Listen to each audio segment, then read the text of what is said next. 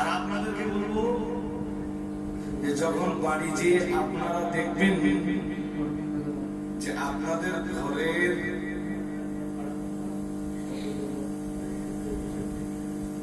কোন অসুবিধা হয়, ও ঘরের বিবির কাউকে মন্দিরে যাবে শোনে থিওরিগুলো বাস্তবায়ন করতে পারলে লাভ। কখনো যদি বাড়িতে এমনটা দেখেন যে আপনার স্ত্রী একটু রেগে আছে,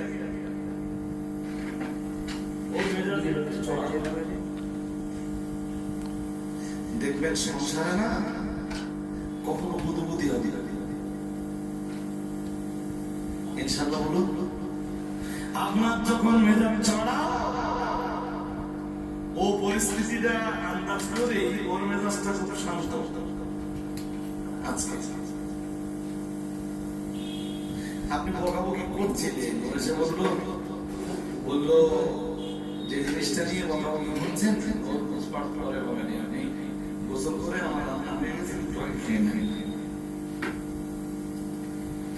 মেজাজটা শান্ত হয়ে যাবে। আপনি এখন খেয়ে নেন, ও ব্যাপারটা বোঝা